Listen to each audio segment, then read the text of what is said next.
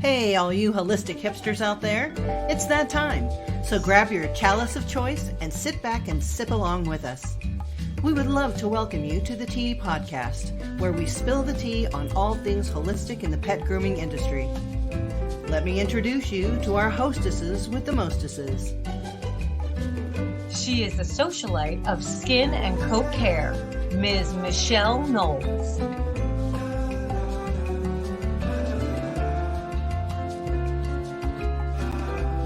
And the queen bee of all things oily, Ms. Melissa Conti-Diener.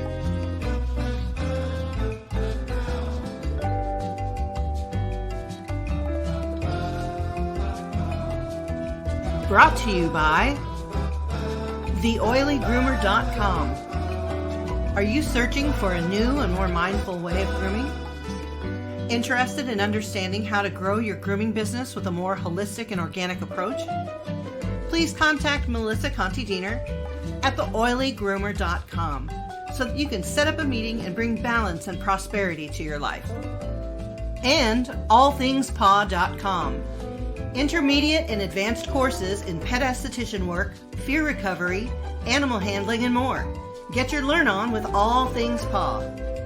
Also, classes with Melissa, online and self-guided, intuitive energy work, transitional therapy, and compassionate touchpoint therapy, and more. And the Herbal Paw Pet Apothecary, tailored for the individual pet, phone consultations, history gathering, and the home of the Herbal First Aid Kit. Now, let's get the tea party started.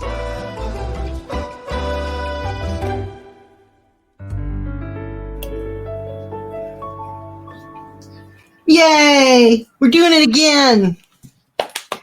Golf clap all the way around. This is it. This is the. Or Yeah, there you go.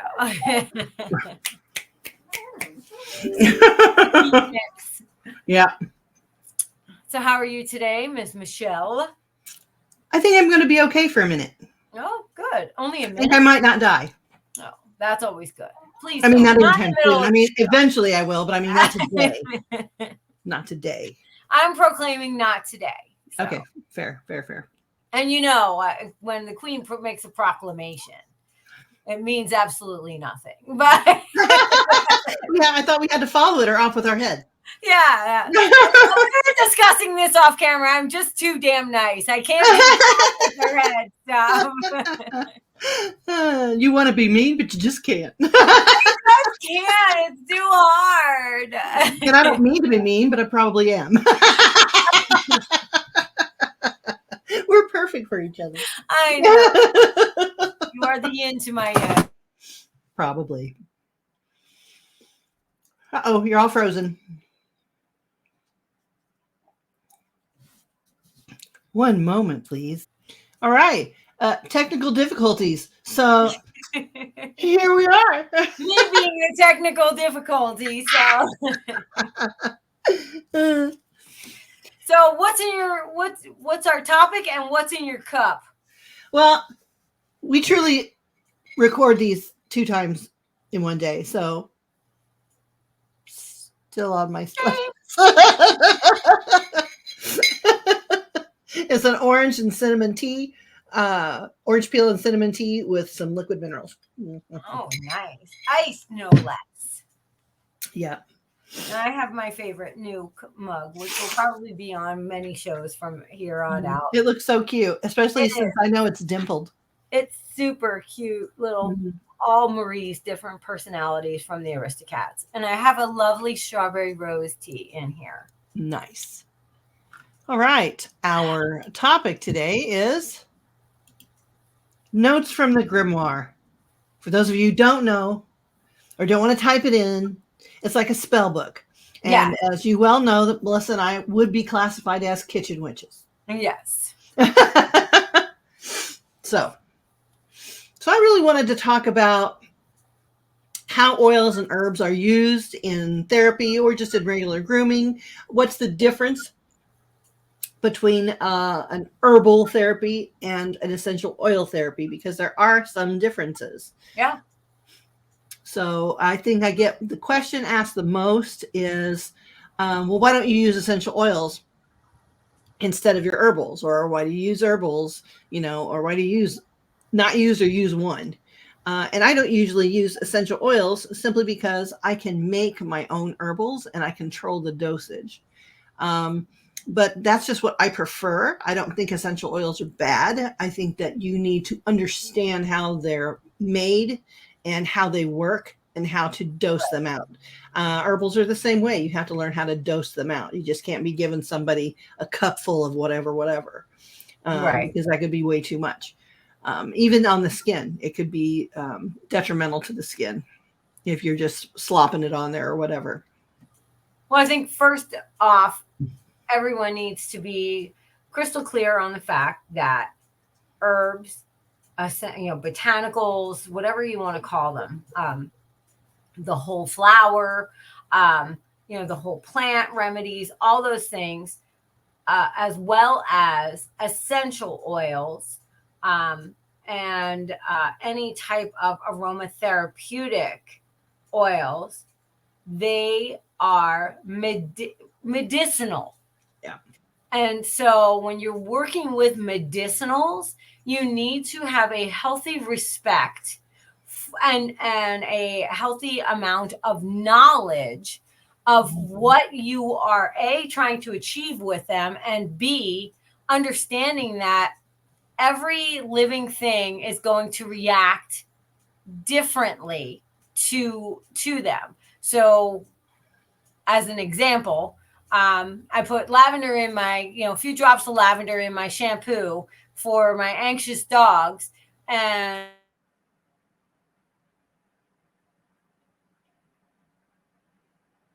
More technical difficulties.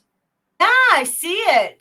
Can you still hear me? I'm back. Yeah, you're back. Okay. Yeah, I don't know why it's being weird today. But so you have to make sure that you're doing things like spot testing, give the animal time to react if there is a reaction, or I should say a negative reaction to whatever therapeutic modality that you are using, whether it be herbal, botanical, floral, essences, essential oils, hydrosols. It just depends.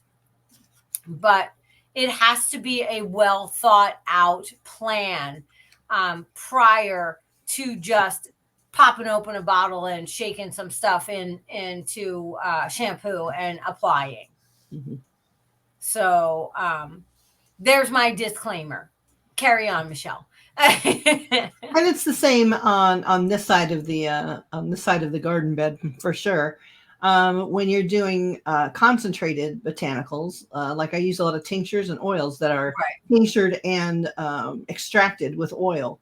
There is a definite dosage that you have to use when using those, or you're going to either waste them, or they're too powerful and they're going to lead to things like diarrhea or scaly patches or whatever. So learning the dosage is important. And I tell anyone who is thinking of getting into the herbal or the essential oil game that you have to at least take a class so that you understand what you're working with, how it's made, how concentrated it is, and what the regular dosage would be for humans, for internal, external, even though I don't do anything internal. All of my concoctions are for topical use only. Right. And if I tell you that otherwise, then it's just between me and you and the stars. And I'm probably not going to charge you, or I'm just going to give you some advice with a huge disclaimer. Internal, that is between you, your doctor, and God, and I am not going to interfere with any of that. That is your personal decision. However, external, I'm very comfortable with using herbals externally. I believe in the less is more kind of thing. And I think that you feel that way about essential oils too. Absolutely, yeah. However, the concentration of each of those is very different. Mine is much less concentrated than an essential oil, which is literally, 5 million flowers in one little ounce bottle, Yeah. basically. So that is much more volatile, and that's actually what it's called, VOC. It's much volatile. What is it? Brain fart at this Yeah, moment in time. something volatile, something that's how it flashes off or whatever. But yeah, I think it's important to take a class, take a course. I am coming out Absolutely. soon with an herbology therapy course that layers onto the master course. You can take it separately, but it does blend very well when you're making regimens, when you want to work with herbals and things like that. Volatile organic compounds. Thank you. Yeah. I could not think of it. Like you can only I'm soaking right now various things in alcohol, and you can only soak some of them. You can only soak for 6 to 8 weeks. If you go beyond that, it becomes a volatile organic compound. Right. Then I'm getting close to an essential oil type of concentration. Right. Although still not nearly that concentration, but you're getting up there in the danger zone, if you will. So I have to monitor the times that they're soaking. But tinctures, the reason that I make those is because they last for years and years, like 2 decades or more. I can store away those lovely healing compounds inside the alcohol for a very long time. If I would just keep the plain herb on the shelf, they dry out, they lose potency. It's a way of capturing and storing them to use later, a lot of it for later. So I don't have to worry about losing potency in the herb itself. The oils don't last that long. Now they still last up to a 5-year period, depending on what you're Yes, but exactly. But they don't last nearly as long as the alcohol tinctures do. No. No. And it also has shelf life depends greatly on how you are storing them. Mm-hmm. You want things heat in light are bottles. always heat and light are always detrimental to the storage of your herbs or your oils. So you're going to want to keep it in a cool. And any water is going to introduce bacteria. Right. So that's why you'll find a lot of my formulas, even my regimens, are separated into different pieces. And then I give you instructions on how to mix them. If I were to mix them beforehand and send it to you, that's shelf life that you're losing because I've mixed them together. Right. So we don't want to do that. I want to keep everything as fresh as possible and then mixable as possible. So that's why the instructions are the way they are. I'll show you how to make the regimen itself and then what you add and at what times. And I think that is the healthiest way to do it if you are working with topicals, working with pets, working with clients who maybe are not familiar with how to groom, how to bathe, or the therapeutic process. So I think that basically is why they're packaged the way they are. I want everything to be fresh and separated from one another until it's time to add them together so they can make the good thing. Right. Mm-hmm. And it's the same thing with your oils. The more that you say you have a roll-on bottle, a lot of people buy those for ease of use to roll onto a spot and utilize. Well, the more you expose that roller to any type of skin, or even if you're rolling it on a cotton swab or, something like that, you're introducing bacteria into that. So you should clean off your roller with some alcohol, just some regular rubbing alcohol on a cotton swab. Mm-hmm. And things like that we don't really think about. The more you have the lid off of your essential oil, I get nose blind because I work with them and I use them. So I don't realize how potent they really smell. And so the other day I had wintergreen open in the classroom. One of my students actually had a sore shoulder, and I said, well, we can put a little wintergreen, and rub it on your shoulder real quick. And I had the bottle open when I went over, I gave her a drop or two on her hand, and then I put the bottle down and I got called to do something else. And the people out on the floor were like, why do I smell gum? They kept thinking it was like chewing gum, like spearmint or something, but they knew it was a mint. And to me, it wasn't as strong. But so allowing that to permeate into the air is also going to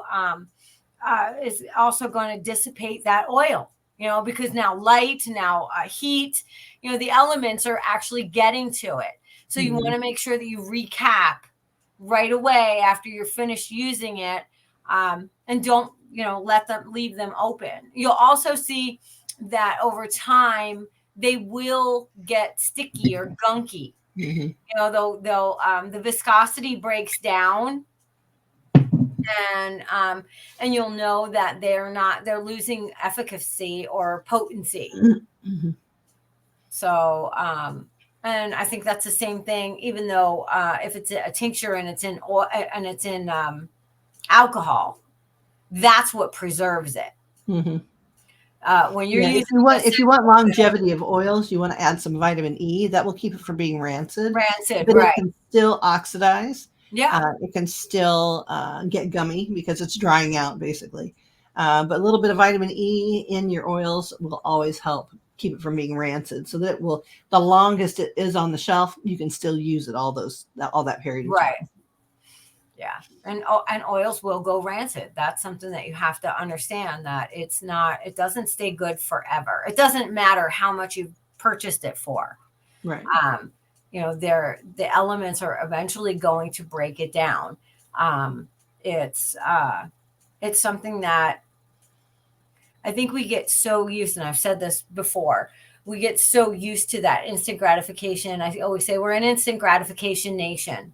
We want it to work right now. We want it to be everything to just be 100% in that moment. And so let me use this oil that I've had for 10 years at the back of a closet, or, you know what I mean? Or I've been keeping it on my desk or whatever. And then you're like, oh, it still smells. It still has the smell of whatever it is. But that scent is only one piece of all the components that make up that oil. So understand that you need to rotate stock.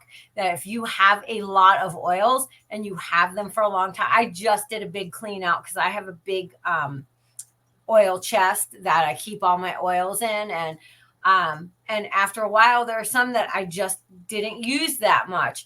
And oh my gosh, Melissa has bags and bags and shelves and bags and some shelves, and then a grocery bag, and then a chest, and then a box. I have them all over. I mean, I have them in my hutch, in my kitchen, because I'll cook with them. I have them in my medicine cabinet, in my bathroom. My daughter had reached in to get a piece of bread out of the toaster oven when she was here, and she reached in and she didn't realize it was that hot, and she actually touched the little metal grate inside and had burned her finger. And I was at work, and she texted me and she's like, I burned my fingers. Do you have anything? And by the time I texted her back, she already texted, before I even got the chance to text her back, she had already texted me back. Never mind. I went in your bathroom and I grabbed the roller of lavender, because I have oils all over. And so she knew, just rub that on there and it'll help with the sting.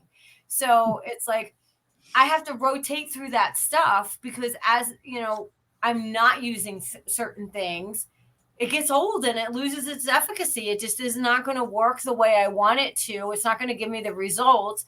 And as much as it pains me as a hoarder extraordinaire to throw anything away, I have to toss those things.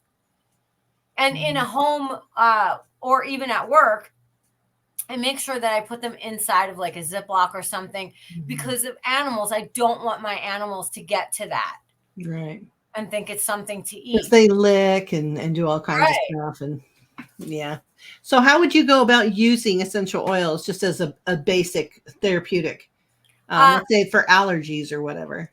Well, if I have an allergy dog, a dog that is prone to sensitivities, I of course, lavender is always the easiest to obtain. Mhm. It's also, I call it the Swiss Army knife Mhm.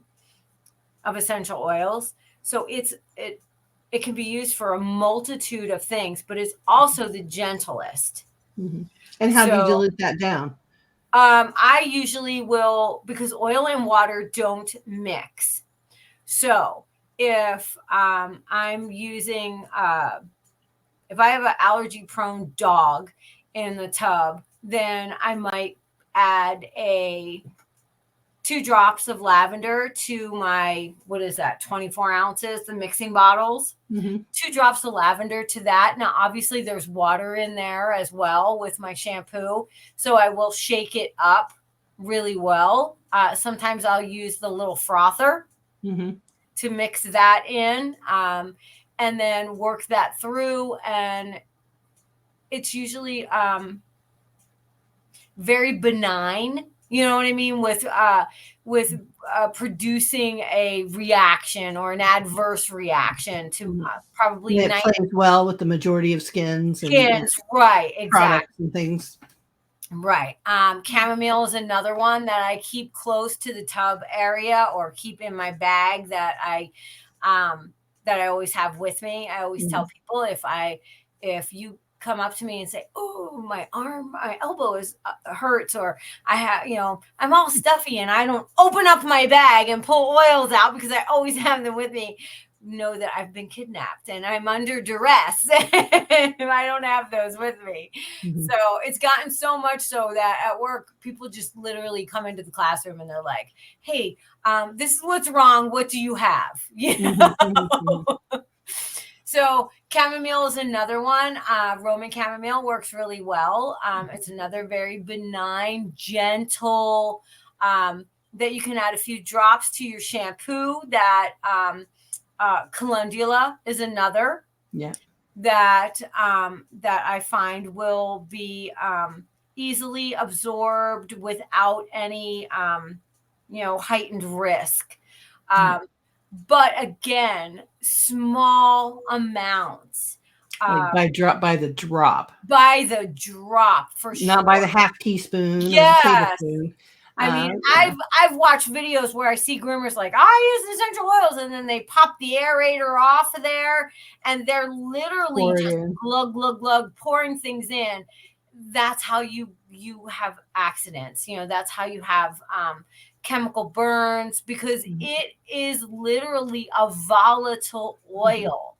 So it doesn't necessarily just have to be citrus, which we uh, can cause burns very easily. Mhm. And cedarwood oil. Mhm. Yep, any of those. So you have to have a working knowledge before you just jump in and start to do things. And I like to mix the two. I enjoy doing things like taking chamomile and then using an infused oil and Mhm. adding that chamomile to say plantain oil, Mhm. which is also very soothing, and it's something that will it's a starch, Mhm. so it will draw out as well. Or add plantain oil and add a little eucalyptus to that, which can be like an expectorant. We want to pull out something. So, but you have to have that kind of knowledge instead of just being like, well, on the bottle it says this, because it's frightening. What Mhm. sometimes I see things on the internet and I'm just like, no, I'm gonna look like that emoji, like, no, The Home Alone the emoji. Home Alone. Yeah, it's like, oh no, what are you doing? Or I see people just pouring it into like, oh, this gets rid of bacteria, and I put it Mhm. in the dog water dish with the dog's Holy water. cow. Yeah, and it's like, Or oh, putting it neat, which means full strength, full onto a strength. dog's nose. That Yes. drives, oh my gosh, that's so dangerous. Yeah. That's dangerous. Yeah. Especially because they can't process in their liver some of Yes. those. Cats definitely have No. the least capacity to process things in their liver of that And nature. and So, I have people that ask me all the time, why don't you come out with your own line of oils? Why don't you come out with a book on oils for felines? Why don't you? Because I don't want that responsibility. I don't want that liability. And so when you work in therapeutics like that and you're using volatile plant based product, you have to understand that that's just as potent as you working with pharmaceuticals. Yeah. At that point, essential oils would be considered a pharmaceutical. Absolutely. Yeah. They're so concentrated. Absolutely. It's the difference between taking half a pill and a whole pill Mhm. or a whole bottle of pills. Yeah. Yeah, definitely. And you have to know things. You have to know that animal's weight. You have to know some history. You have to know, all these things. So yeah, not only is it a dosage per square centimeter of skin, but it's also absorption rate, and different species absorbs differently. Yes. I And mean, processes that absorption of that oil very differently. yes. So I always recommend take a class before you buy your first oil, and understand the ramifications of how you're using what you're using. And I would do that for even any shampoo that I have. Yeah, well, and that's the other thing is that know your products. Yeah, How I still many of them? recommend Barbara Bird's Beyond Suds and Yes. Scents, and she has a 2.0, and I believe you can get it from Groomers Mall. Oh, okay. Is who she sells them through, but you can still contact her directly through Facebook or through her website. She is the queen empress of ingredient information. She really did the research. She's got the cred. My work would not be possible without the work of Barbara Bird. She is a huge contribution to this industry, and she will help you, teach you, or send you the book so that you can absolutely understand how formulas are put together, what's in them, what each ingredient does. All these things are really important when you're working with products, even if they're already formulated, or if you want to go out on a limb and work with herbals or oils or things of that nature. You need to know what you're doing, not only so that you can utilize it the best you can for the efficacy of it, but so that you don't harm.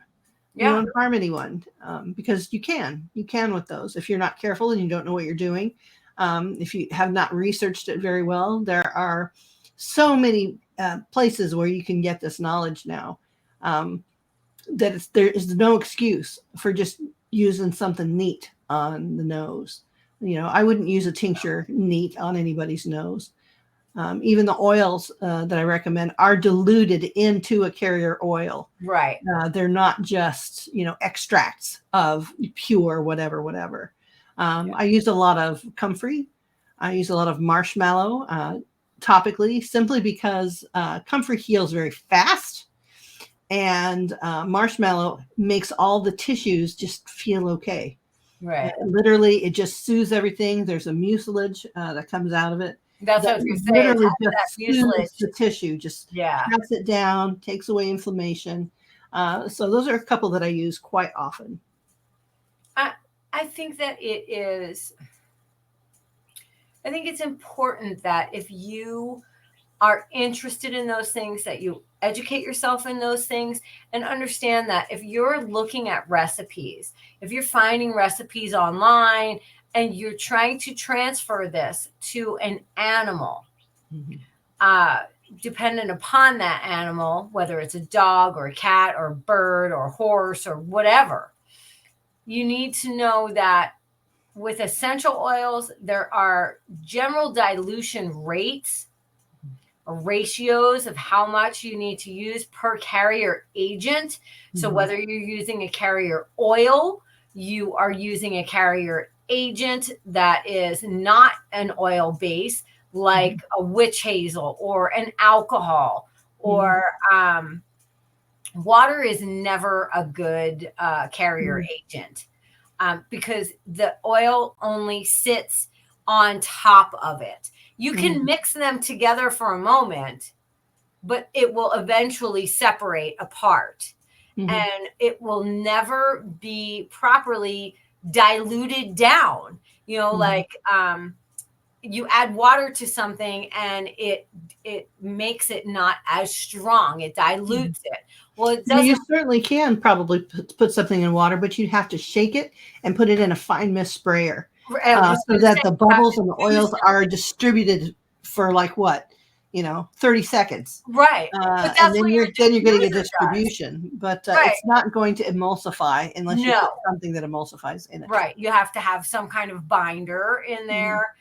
So when we're doing this, um, you it has to be a process. It can't just be a shake some of this, shake some of that, pour some of this, and not be ultra conservative in the way that you are performing this Yeah, task. you can't be loose with it. Yeah. Even when you tincture or extract an oil, there's an actual pharmaceutical formula that you use, a ratio of herb to extract Right. that you have to use so that you know what your dosage is. Otherwise, you might just get stuff out of the ditch, squish it up and put it on something, and that can be dangerous as well. You don't know what pesticides have been sprayed in that area. It's a thing. Yeah. It's an actual knowledge base that you have to get a hold of before you start using herbs or oils in that capacity. And when I first started to learn, I made it a point to find. I started with human things, and myself being a super sensitive skin person, I have hyper allergy sensitivities to a lot of things. So, and then my child, if you don't know my background story with it, my middle child was born with, she was allergic to everything, including me. I couldn't even breastfeed her. So, I kind of made it a mission to find things that were less abrasive than commercially produced products. And one of the things I did was go to the library. You guys are so lucky nowadays. You can just go online and find things. But one of my favorites was a magazine that I still get. And it's called Willow and Sage. And it comes out seasonally, and it has tons of different recipes in there, or Grimoire, if you want to, use the term again. It literally is a book of like a hardbound magazine. This is an older one, but it's a big, thick magazine, and it literally gives you the breakdown of all what oils, what botanicals you're going to be using, how to prepare everything.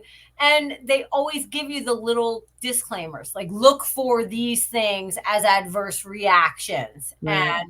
And so you always want to have those. So that way, that's how I began, was I would make these human products. And then I started to learn more and morph those products, like a lip balm, and be able to use that and create something that could go on as a paw balm or a nose balm, or to make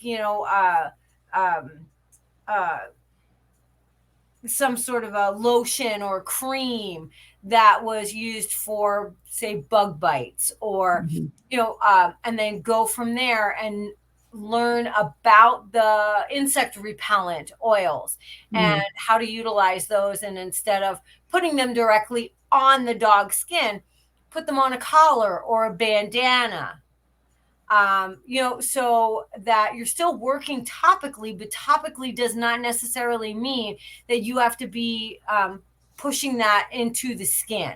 Right. It can be on the skin, but on a different medium. So when I worked in Texas, fleas were very prevalent. And so I would talk to customers about making up, getting a fine mist sprayer and mixing up some witch hazel and rosemary and some of the mints and lavender, and spraying dog beds, and spraying so that where the dog laid, it would still get the effect of that. So it doesn't necessarily mean that you have to apply it directly to the skin as well. It's a lot of things that you can absolutely, what do you call it? Diffuse. Yeah, diffuse. Well, your diffuser does that with the Mhm. water and the oil. Mhm. It breaks it down into microscopic molecules where it is putting it into the air, and it's basically an even amount of water and oil. And they are sitting on top of the oil, sits on top of the water droplet, and that goes into the air. And I think people don't realize also you can make a tea out of an herb and Mm, diffuse it instead of using a volatile oil, right. especially if you have birds on the premises or cats. Rats, They can rabbits, tolerate a diffused tea that's made right. with steamed water and the tea, the herb itself, a lot better than using the essential oil, which could be caustic to the respiratory Yes. system, depending on how much you use. So many people don't realize, and I see people put like a bunch of drops of lemon oil in their drink, like, oh yeah, this is so good for me. I'm like, each drop's like 30 lemons. Yes. I You see just people don't do it with understand what you're peppermint doing. also. You would never sit down and eat 30 lemons. No, It's and not do you healthy. know what that's doing to your esophagus and then Exactly. down into your stomach? Hmm. And you're literally like pouring acid down your throat that Hmm. much. Yeah, I There's mean, no so reason. yeah, so a lot of people don't understand. They think, oh well, I'm able to buy it. Well, you're able to buy paint thinner too, but you don't remove your makeup with it. You know what Right. I mean? You have to use your critical thinking and your logic. If they're not to be trifled with. Now, I will say that I found, and I'm sure Melissa, you've come across this as well. When you get it from the grocery store or from Whole Foods or whatever, that is cut with a bunch of other oils. It's Yeah. not a true essential oil, even though they can claim that it is. It isn't. There's only, I think, about three different places that I would get essential oil from, and think that okay, this is unadulterated. This is they Right. squish it or extract it, and that's what's in this bottle, and that's what I know that I'm getting. But if you're getting it just from a cheap place or Walmart or whatever, be assured that that's probably not pure, and it's probably very cheap. They're not cheap to make, and they're not cheap to buy. So if you're just getting, helichrysum oil for $5, there's Yeah. probably no helichrysum oil in it No. at all, No. And because look at your per label. per 15 mil of helichrysum is like $85. $5. Yeah. Or rose is another Yes, one. rose. Oh, Rose. that's so Yeah, expensive. rose It's like absolutely. Rose absolutely. $125 per Yeah. 15 mil or whatever. So Yeah. look at your bottle. A lot of times it'll on the back of the bottle or somewhere on the label will say warning, do not apply to skin, do Mhm. not ingest, do not inhale, do Mhm. not, and it's like, okay, well, what am I buying this for? Exactly. Number one, what are you buying it for? And number two, if you are buying it to use it, it has to be cut or it Yes. has to be carried in an oil, and a minuscule amount in like a cup of oil, Yeah. is what you're looking for, not 15 drops of it in Yeah. a teaspoon of And oil. I taught a class for Mary Quindo's positive education before, and I give a recipe for dog treats that I've made that have mint or peppermint or spearmint, and somebody had written me, and they're like, "Well, it's like so many drops of peppermint to make so many cookies," and they're like, well, it doesn't smell super strong. It doesn't, like, I feel like it baked away, or I feel like, and Mhm. I said, it's there. That's a good point that you're bringing up. People don't understand when you're using herbs medicinally, topical, internal, or whatnot, or whatever. A lot of times you can't even smell them, Right. even when they're coming out. The tinctures, they have a light smell. Some of the oils only have a light smell, but they're concentrated. Oh, They're yeah. in there. It's packed full of goodness. Some things are stinky, and which is why some major manufacturers, if they do use those oils or ingredients, um, they have to mask them with a fragrance Right. because they don't even smell good.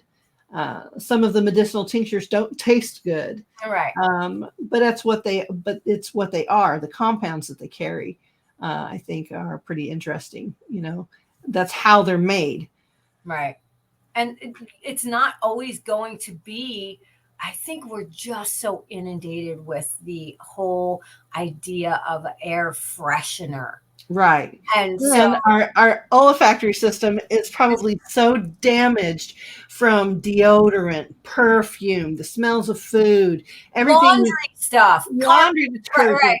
things that Yes. we freshen our carpets and our Mhm. furniture with, and Sprays in the air, and the ever popular diffusers that people add right, way too much to just for a smell. And when you're adding essential oils for a scent only, that's some concentrated stuff to be using just for a scent. yeah, You know what I mean? So you have to be really careful. They only hold what?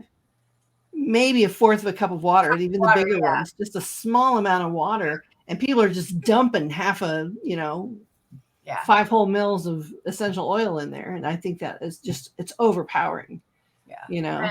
And if it's overpowering to us as human beings, it is beyond. It is like a scent bomb to that Mhm. poor animal that is I can just, imagine that the inside of their noses are just raw with the yeah. smell, you know?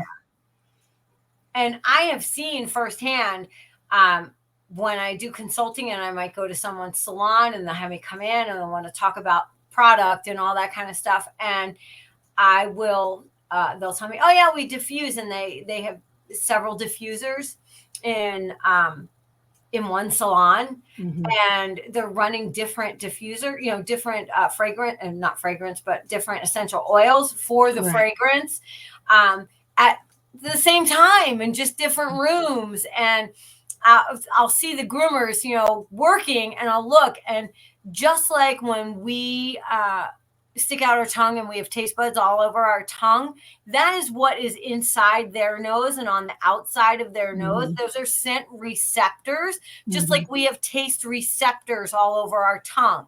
Mhm. And I will look at those poor dogs, and their noses are just, all those little buds are just all raised on their Mhm. nose. Not And only that, you can also tell because sometimes they swell up on the outside of their yes, nose pad, and it looks like they have a rub sore. But yeah, what it is all that blood has come to the surface to try and deal with the chemicals that are being laid directly onto the yes, skin. And everything it just is fully blooded. The nervous system and the yeah. blood, the capillary action of their smeller is just engorged. And you'll And see that's them, they'll do the, the they like snoring. shake their snort and try to shake their head. Some And will even try to paw at their face, like I just did yeah, with my glasses. yeah. Threw them across the room. If they have glasses, they But rub yeah, it. they'll paw at their face Yeah, because it's too much. it It's too is. much. And you, as a person, are just, you just are Oblivious to it. ignorant of it. You Yeah. just don't even, you can't even smell it the way they smell it. So you think, oh, it's nothing. They'll be fine. They're not fine. One good test of it is and I don't use a lot at where I work.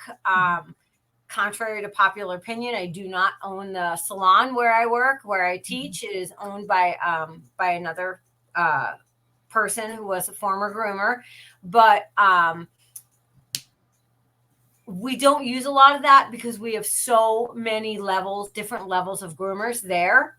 And so many do not understand or even care to work with essential oils. And Mhm. so that's why I say I keep my things with me for my personal use. Mhm. But one of the things that really gets me is on occasion, we get towels in from a service, Mhm. and the bags themselves with all the wet, dirty towels sit until they come to pick them up. And I will make a blend because it stinks like wet towels, wet dogs. And we Mhm. keep them in a like a back room.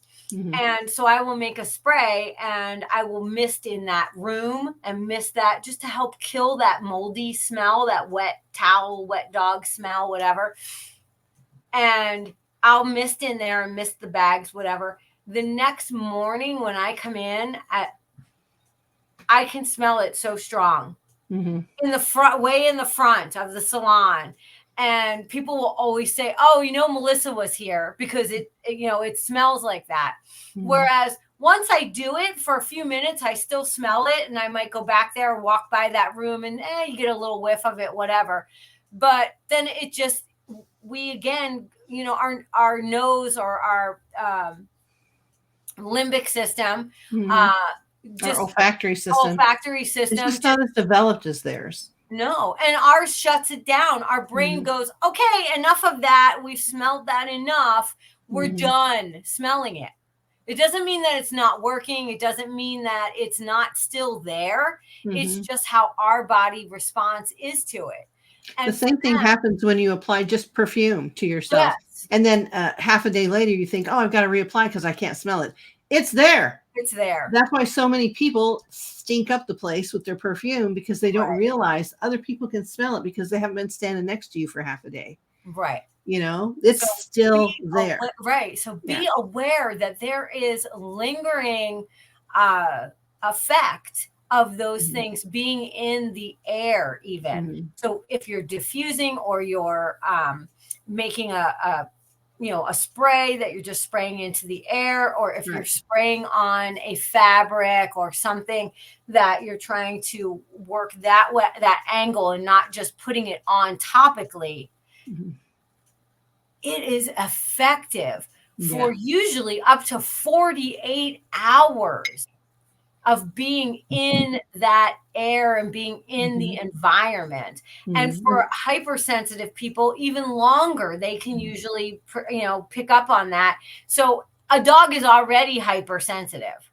Well, the interesting thing too that some of us fail to understand is that not only can they smell it really, really good, they're also absorbing it through their skin. Yes. We've got a membrane on near our basal layer where cells are born.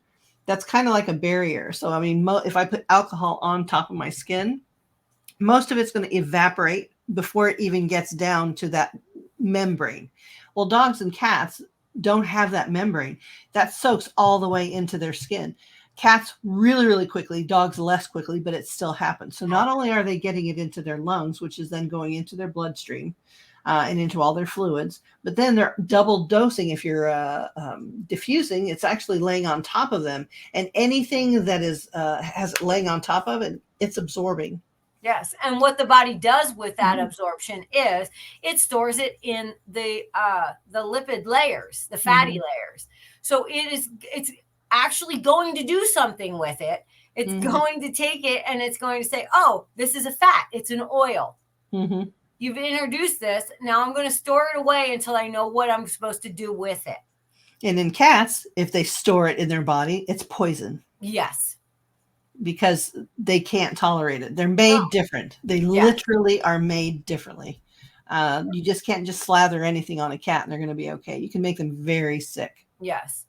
And dependent upon the breed of dog. Mhm. And As well. birds, forget about Or it. yeah, Are and they? rabbits are very Yeah. close to cats in their, Mhm. their They're makeup, their delicate. Yeah. physiology, right? So, you have to be very, very cautious about what you're using and how you use it. Mhm. So, I suggest that you start with yourself. If you are interested in those things, start to create your own bath salts, your own Mhm. body scrubs, your own shampoos, your own those things, and start to work from that angle and Mhm. learn, take some classes. Mhm. And And if you're just going to research, what does this oil do or what does this herb do? Research it so that you get information from several different sources, not just right, one. That way you can compile the information and see what has common ground between these people that are saying, well, it does this, it does that. But I do recommend somebody who could at least not, I don't think that there's a certification for knowledge of that at this point. no, It not would be right called now. something different, and you'd have to be the extractor to have Right. the chemistry in the lab to test it each time that you used it. And we don't have that. We don't have that knowledge, nor can we afford any equipment we may need before we put 2 drops of oil or herbals on our dogs or cats or whatever. So get your information, just at least the terminology and the definitions, from several different sources. That way you can compile that information for yourself, because literally once you absorb that, it does become an art.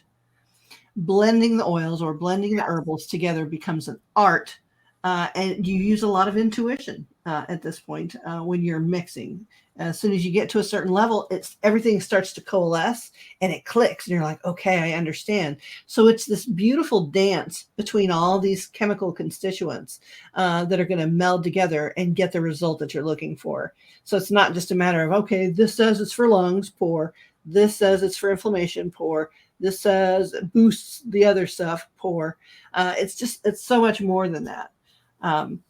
So I do recommend, I cannot stress the education enough when you're starting to delve into this area. Now, I believe that it is medicine. Yeah. And that's where actual pharmaceuticals came from is herbs. And Right. of course, then essential oils that are from those herbs. And they can work wonderful healing power on your skin, on your internal body. I do believe that very much so. However, in practice, because of liability issues and the very nature of what we do, I do limit my scope of information that I give away to topical. Right. I will rarely say, okay, you should take this internally. And usually I know you very well at that point, and you have some wits about you and you're not going to take the whole bottle. Right. But for general purposes when working with clients. And it's still not 100%. But I think that it is, it's something that you really truly have to have a passion for. You have to have an affinity for it. Yeah, an affinity, that's a good word, is that you really want to understand it, because just like with a medication used incorrectly can harm. It's the same. It's the same. And I do feel like herbals and oils are safer than pharmaceutical medications that have a bunch of other stuff in them for whatever reason. Right. Fillers and this and that and the other just to make the pill. They need a binder.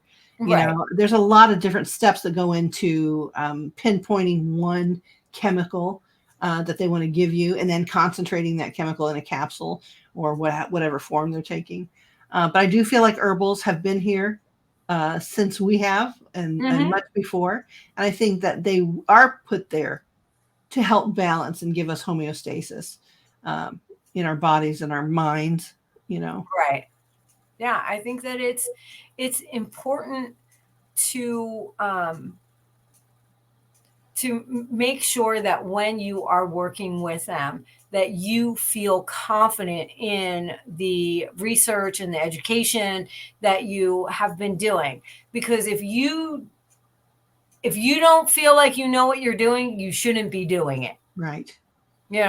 So I really feel strongly that way. And there are tons of books out there. Like there's on my bookshelves in my other room, but there's a book called Spoiled Pets, and it literally breaks down how to use oils with pets.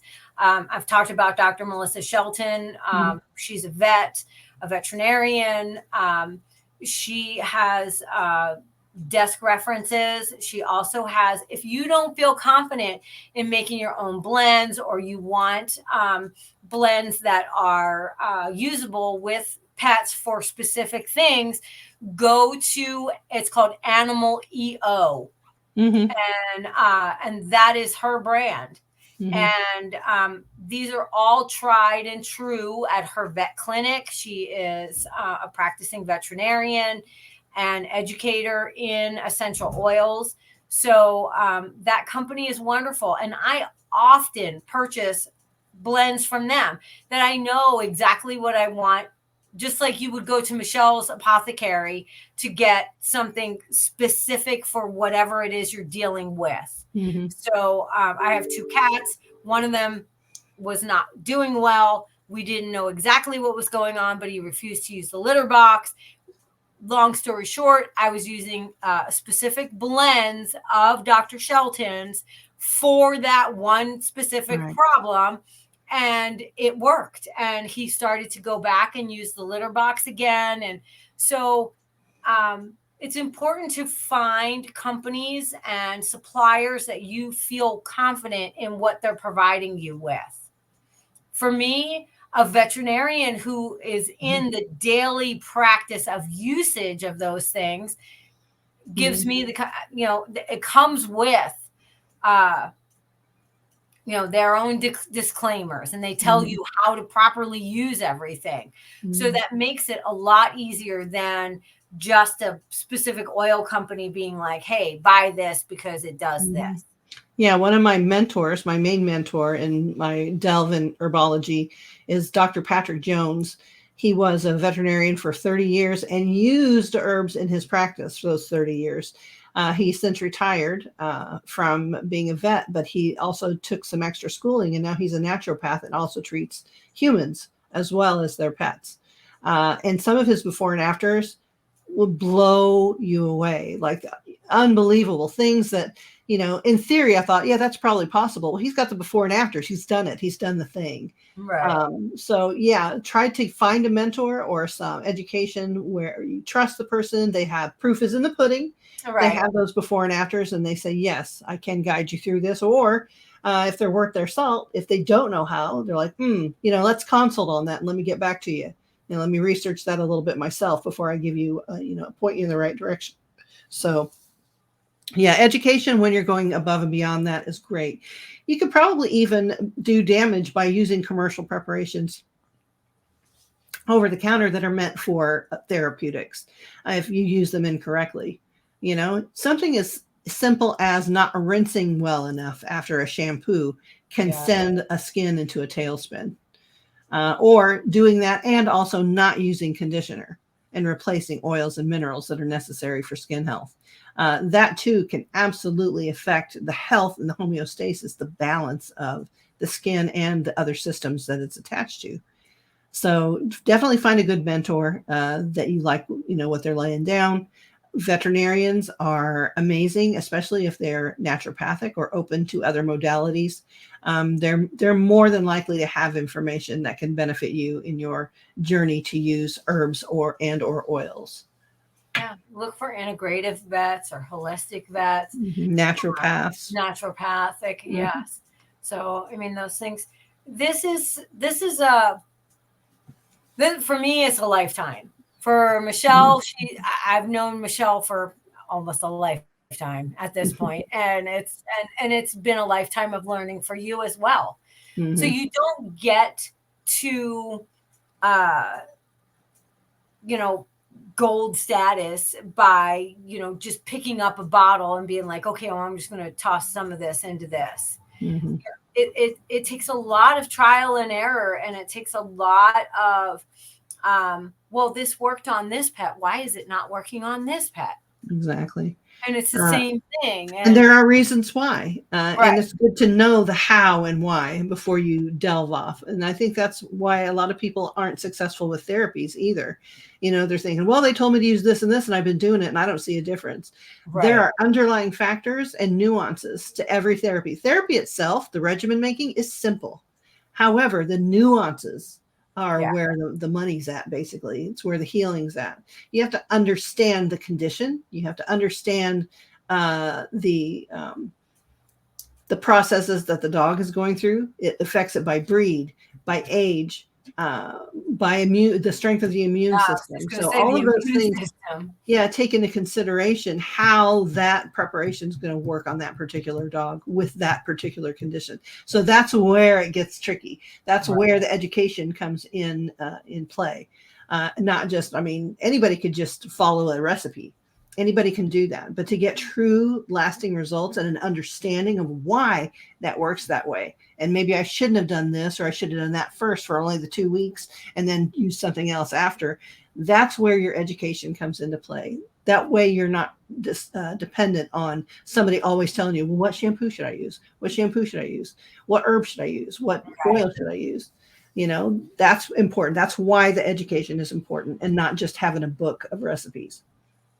Yeah, it's a great way to start, and then to just kind of dip your toe in the pool when you're making your own lotion or you're making your own those things. But then eventually we're looking beyond that, and we have to create for that specific Mm-hmm. problem, or that what I will tell my students, well, what's the dog presenting? Mm-hmm. And they'll ask, well, this is what's going on. This is what I would do, but Mm-hmm. and on top of the fact that I prefer to work with a veterinarian if I'm doing Mm-hmm. some kind of therapeutic that is already on a dog that has maybe on a medical regime already, a Mm-hmm. regimen that they already have something going, and they're using, pharmacology for that, Mm-hmm. then I'm definitely going to reach out to that veterinarian and say, Oh, yeah, diagnostics make it right, easy. Like if you already know what you're working with, then it's all downhill from there. right, But those diagnostics and that partnership with a veterinarian are golden. And if you have that, you are so lucky. If you don't have that, seek it out. yes, Definitely seek it out. You will find somebody who's willing to work with you eventually. It's getting better and better. It used to be terrible, but now it's better than ever. A lot of young people are graduating from veterinary school, and they are open to those other modalities. And I think that's really important. Yeah, we're looking at a lot of big changes within the two industries itself. Yeah. So I guess There's our music. have we rambled on enough about Yeah, what I we love? guess so. Anyway, yeah, and you're more than welcome to send us suggestions. Yeah, absolutely. More than welcome to ask questions. We are more than willing to answer whatever questions. We'll do a Facebook Live if we gather enough questions, and then we'll just go through the list to answer everything. So, yeah, it was great to have you here, and I hope to see you in the future. Melissa, until next time, Yep. may your next sip be just as delicious as your last. Delicious. Bye.